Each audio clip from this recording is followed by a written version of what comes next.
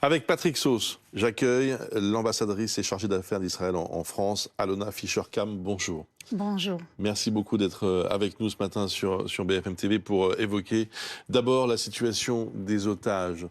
C'est reporté, visiblement. Est-ce que vous savez ce qui bloque, ce qui empêche encore ces libérations? Tout d'abord, bien sûr, nous espérons tous que les otages pourront voir retourner chez eux, chez la famille, chez leurs familles, et bientôt, très bientôt, prochainement. Comme vous savez, ça a pris beaucoup de temps pour conclure l'accord, mais la mise en œuvre parfois est beaucoup plus compliquée que ça. Ça prend du temps. Depuis le début, on a dit qu'il fallait prendre et, un accord avec Hamas avec beaucoup de précautions. Il s'agit d'un groupe terroriste. En plus, c'est un groupe qui fait aussi une guerre psychologique. Il faut le prendre aussi en question. Et en plus, je crois, on est très, très prudent parce qu'on a des familles, on a des proches. Et ces familles sont complètement affolées. Ils sont affolés, ils ne savent même pas. Il faut bien comprendre que depuis le début de la guerre, on n'a pas de liste. La liste que nous avons construite, c'est une liste selon les images qu'on avait vues de vidéos des gens qui ont été enlevés ou par les gens qu'on avait trouvés nulle part. Donc, on suppose qu'ils sont détenus, mais on n'est pas sûr. Donc, on n'a même pas des listes. Et les listes ne dépendent pas de nous. Ils dépendent bien sûr de Hamas. Hamas a nous délivré la liste. Et malheureusement, si j'ai bien compris, les listes ne sont pas arrivées. Donc, je ne peux pas vous dire exactement ce qui empêche la mise en œuvre, mais il faut bien comprendre qu'il faut être très prudent et la mise en œuvre prend du temps. Mais ça ne remet pas en cause l'accord, Non. ce qui se passe en ce moment. Côté israélien, sûrement pas. Côté israélien, nous étions très très clairs depuis le début que si Hamas respecte l'accord, Israël respecte l'accord. Donc, c'est un accord signé, respecté par, j'espère, par tout le monde. En tout cas, côté israélien, je vois aucun problème. Ça dépend vraiment du Hamas. Et il y aura donc une trêve sur le terrain Oui, lorsque tout sera bien en place, j'allais dire. oui, au cas où, il y aura une trêve qui durera 4 jours. Et pendant ces 4 jours, Hamas devrait libérer 50, à peu près, 50 otages, tous des enfants et des femmes. Et comme j'ai dit, on n'a pas la liste ne dépend pas de nous, donc on ne sait pas qui se trouve sur cette liste. Et voilà, avec une possibilité aussi d'étendre les trêves en quelques jours, mais on n'est pas encore là. Vous y croyez quand même beaucoup, parce qu'on a vu le département de la justice a donné une liste, non pas de 150 détenus palestiniens, mais de 300, en se disant, gagnons du temps, au cas où cette trêve se poursuivrait. Vous avez donc l'espoir que... Voilà, on a l'espoir, 10, puis bien 10, sûr, puis 10. bien sûr. Mais j'ai bien compris Exactement. que finalement, vous avez cette fresque derrière vous et vous avez ce chiffre de 240, 239. J'ai bien compris dans vos mots que c'est quelque chose de putatif, c'est-à-dire que vous ne savez pas si ces 240 personnes sont toutes vivantes. C'est simplement par rapport à des images. Je dirais qu'il faut être très prudent. On a eu quelques preuves de quelques otages, des images d'otages qui étaient vivants. Quant au reste, il faut bien comprendre. Et vraiment, je pense depuis le 7 octobre, j'étais encore en Israël, je pense aux familles, comment ils doivent être affolés, n'avoir aucune information pendant 48 jours de leurs proches, savoir ils sont pas là, s'ils sont vivants, ils sont pas vivants, s'ils vont être libérés, ils vont pas être libérés, tout dépend de Hamas. La Croix-Rouge n'a pas pu entrer pour voir les gens, pour voir la situation, en quel état ils sont. Malheureusement, on a trouvé déjà 3 corps.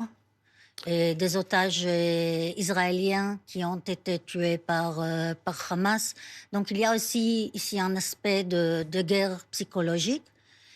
Et il s'agit de monstres donc, qui jouent avec les familles plutôt. C'est ça le plus triste de tout, le plus pénible. Alors il y a, Madame l'ambassadrice, vous le savez, des familles françaises qui attendent, qui espèrent beaucoup de ces libérations.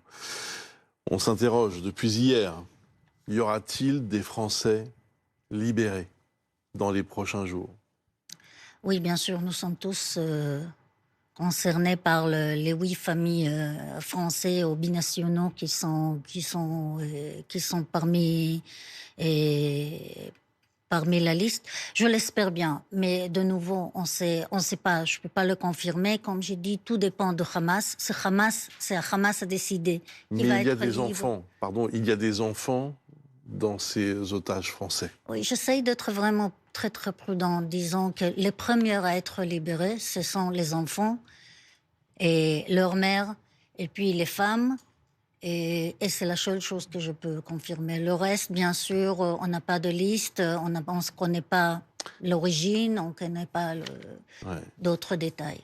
Hier, le Premier ministre israélien, Benjamin Netanyahou, a fait un discours en disant « la guerre continue ». C'est ce que vous nous confirmez. Effectivement, la guerre va continuer à Israël. C'est une guerre qui a été imposée par Israël. Et après le 7 octobre, le massacre de 7 octobre, et les crimes contre l'humanité qui ont été commis par Hamas. Donc c'est une guerre qui nous a été imposée, mais nous avons 2 objectifs dans cette guerre. Tout d'abord, éradiquer Hamas et libérer les otages. Voilà les 2 objectifs de cette guerre. Dans cet ordre? Donc même non, il n'y a pas d'ordre. Il y a 2 objectifs à cette guerre. Maintenant, disons que tout va bien et on aura la libération pas de 50, sinon de 100 otages. On aura encore 150 otages. Donc c'est une crise d'otages qui va continuer. 150 otages, c'est beaucoup. Donc même dans ce cas-là, dans le meilleur cas possible, nous aurons encore 150 otages. Deuxièmement, je ne vois pas comment plus que 100 000 habitants du sud d'Israël qui ont dû être déplacés, évacués du sud vers au centre, comment ils peuvent retourner chez eux, sachant que Hamas est toujours là. Donc pour nous, c'est vraiment inadmissible que Hamas reste comme régime à Gaza et qu'il y ait un dispositif militaire.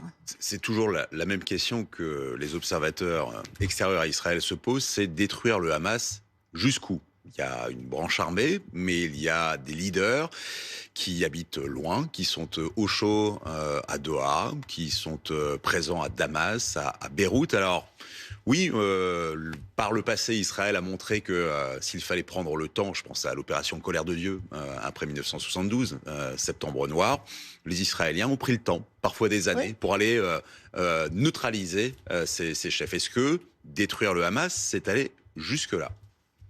Il est difficile de dire, sûrement, moi je ne suis pas l'auteur de dire exactement ce que ça veut dire éradiquer Hamas, mais on est très clair, ça ne veut pas dire qu'on allait chercher chaque terroriste de Hamas. Il y a 30 000 terroristes, mais ils ne peuvent pas régner Gaza, ils ne peuvent pas être en pouvoir là-bas, ça c'est sûr pour nous.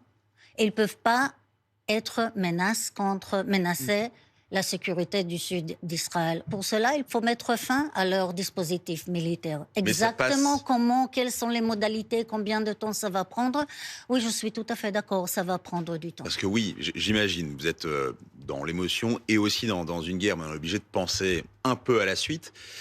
Imaginons que vous avez atteint vos objectifs de guerre. Est-ce que le temps qu'il y ait quelqu'un d'autre, parce que la nature politique a horreur du vide, est-ce que ça passerait par une occupation de Gaza?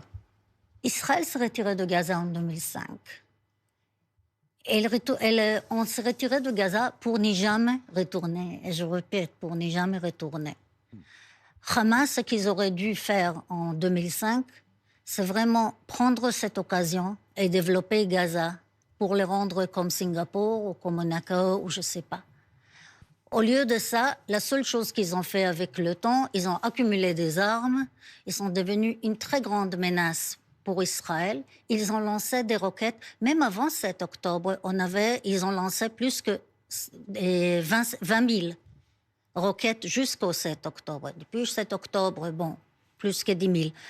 Donc, ils ont vraiment profité du temps qu'ils ont eu pour développer leur pays. Et au lieu de ça, ce qu'ils ont fait, ils ont surtout puni la population de Gaza. Donc, à votre question, notre idée n'est pas de retourner là-bas. Par contre, nous n'accepterons pas que Hamas reste là-bas. Entre les deux, je m'imagine qu'il y a pas mal de solutions qu'il faudra voir et le jour après, mais malheureusement, on n'y est pas là. Alors, vous êtes maintenant en charge à Paris des relations aussi entre la France et Israël. Est-ce que la position de la France vous convient, tout simplement? Est-ce que vous la comprenez? Est-ce que vous l'approuvez? Je crois que la chose la plus importante est que la France reconnaît le droit d'Israël à se protéger, le droit d'Israël et même le devoir d'Israël et à se défendre.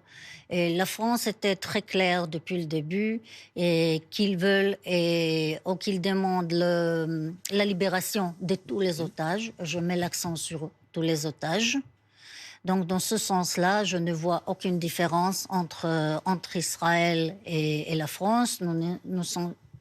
Notre sentiment est qu'il y a une reconnaissance de notre droit et devoir à nous défendre. Avec quelques nuances.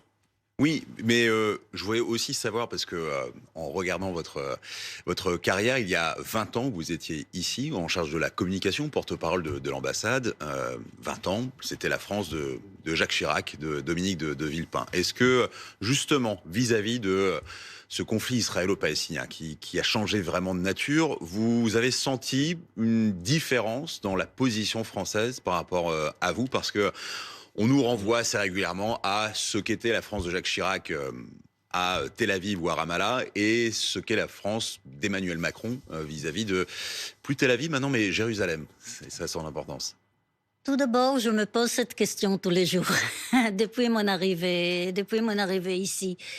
Je dirais qu'il y a un changement. Je crois que moi, je trouve la position plus équilibrée. Mais cela dit, il faut comprendre qu'il s'agit d'un pays démocratique qui combat un groupe terroriste. Donc il ne s'agit pas d'être équilibré, il s'agit vraiment de reconnaître la situation très spéciale dans laquelle Israël est, qui est comme État démocratique. Il doit se défendre contre un groupe terroriste qui n'est pas seulement un groupe terroriste, c'est le régime de Gaza, qui est de la bande de Gaza, qui est notre voisin, et qui est responsable aussi de la population, de leur propre population. Et au lieu de protéger la population, il utilise cette population comme des boucliers humains. Vous avez un message aux Juifs de France, aux Français juifs? Tout d'abord, ils ne sont pas seuls. Ils ne sont pas seuls et nous, en Israël, nous préoccupons beaucoup pour les Juifs dans le monde entier. Nous félicitons beaucoup le gouvernement de France et notamment le ministre de l'Intérieur qui ont envoyé tous des messages très très clairs. Il y avait aussi la marche, bien sûr, contre l'antisémitisme et pour la République. Nous pensons que c'est un message très très important. Et il y a des messages clairs qui viennent de toutes les autorités. Il y a des mesures qui sont prises. Cela dit, c'est inadmissible qu'il y ait des Juifs qui ont peur et qui doivent cacher leur judaïsme dans des pays comme la France, le premier État du monde qui a accordé citoyenneté aux Juifs, et 80 ans après l'Holocauste. Pour nous, bien sûr, c'est inadmissible. Et je crois qu'il y a quelques liens entre ce qui s'est passé en Israël le 7 octobre et l'antisémitisme. L'antisémitisme, comme Arthur a dit, n'a pas commencé le 7 octobre, il n'a même pas commencé avec l'État d'Israël, il a commencé beaucoup avant. Et cela dit, c'est une haine envers les Juifs, mais c'est aussi une haine envers les valeurs démocratiques et libéraux que nous partageons. Merci beaucoup, Madame l'ambassadrice. Merci d'avoir répondu à nos questions, d'avoir accepté notre invitation ce matin sur BFM TV.